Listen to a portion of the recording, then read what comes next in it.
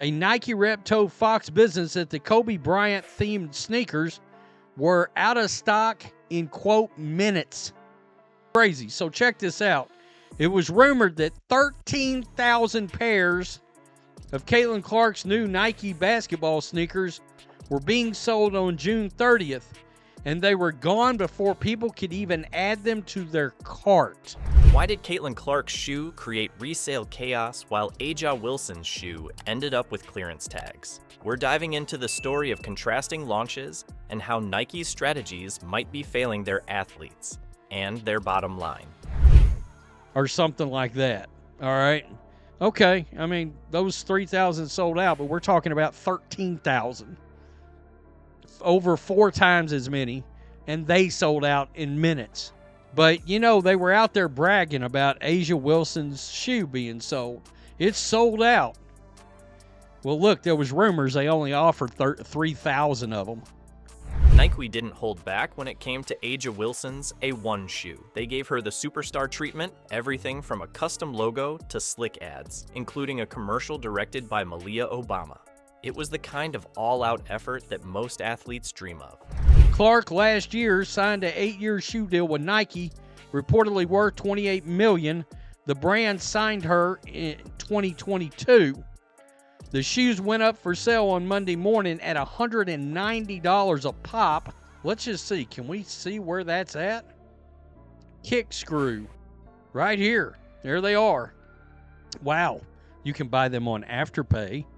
On paper, it looked like a slam dunk, but if you walk into certain stores today, you'll find the A1 buried on clearance racks. So, where did things go sideways? Here's the thing. Nike's strategy for Wilson hinged on building an image, a curated idea of who she should be to consumers. Let's just see. Can we see where that's at? Kick screw. Right here. There they are. Wow. You can buy them on Afterpay. Now most are going for well over $350, with one pair even costing $642. I mean, yikes. $642? Seriously? And that is a size 12. And there's a 10, a men's 10 at $480. They focused on crafting flash instead of leaning into what fans already loved about her. The campaign made it seem like they were telling people why they should support Wilson, rather than letting her organic moments speak for themselves. One huge misstep was the disconnect between Wilson's actual fan base and the ultra-polished marketing approach. Fans who resonate with Wilson for her grit and domination on the court didn't necessarily see themselves reflected in the product. On top of that, overproduction was a bad call. Nike flooded inventory without truly understanding the size and habits of the WNBA fan base. Interesting.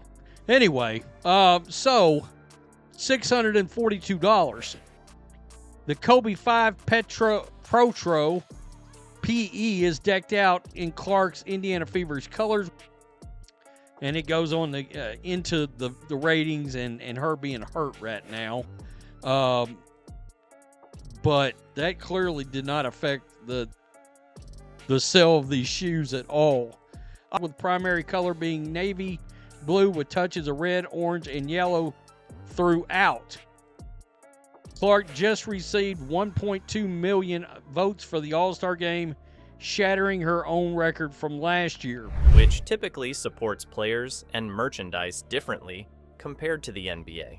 Too many pairs of A1s hit the market, far outpacing the demand, which undercut the exclusivity that makes sneaker drops exciting. It's a hard lesson brands have been learning lately. Overhyping doesn't guarantee sales.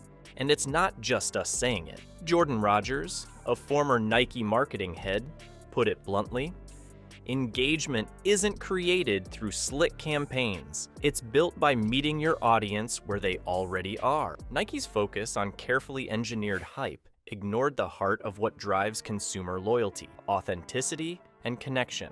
All in all, the A1 strategy became a case study in how not to translate star power into sales. While Nike's execution faltered with Wilson, across the court, Caitlin Clark was catching fire with a totally different kind of momentum. Let's talk about how Clark flipped the script on Nike's expectations. The second Caitlin Clark's Nike Kobe-inspired PE shoe hit the online store, chaos broke out.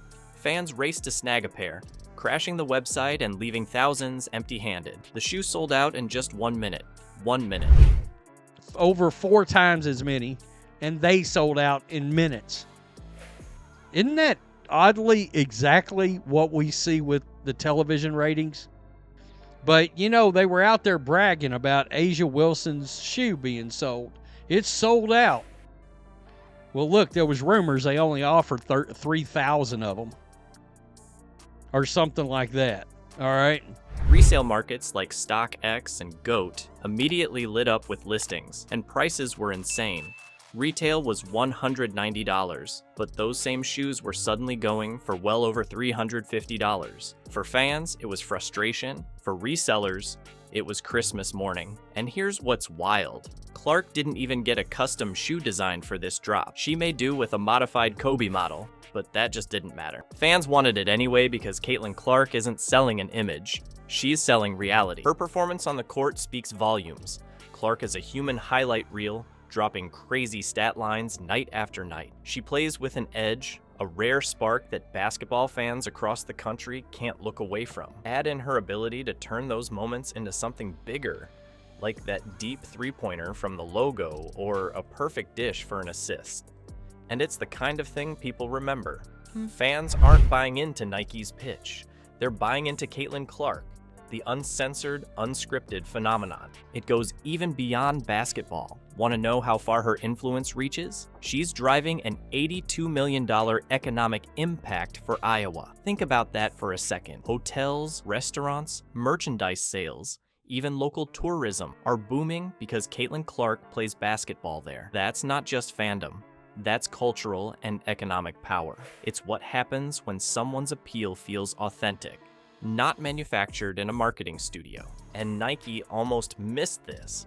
Until recently, they hesitated to lean into her hype. But after that Nike Kobe shoe ad featuring Clark dropped, it became clear they finally started to get it. The spot was simple, effective. Her on the court being her. And it hit the mark with fans.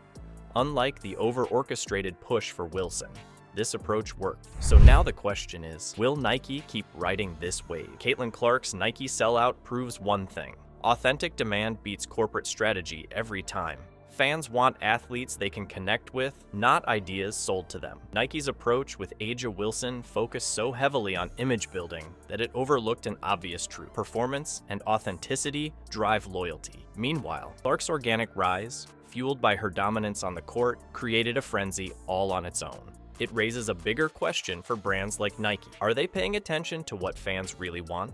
As consumers, it's up to us to support the athletes we believe in and challenge brands to do better.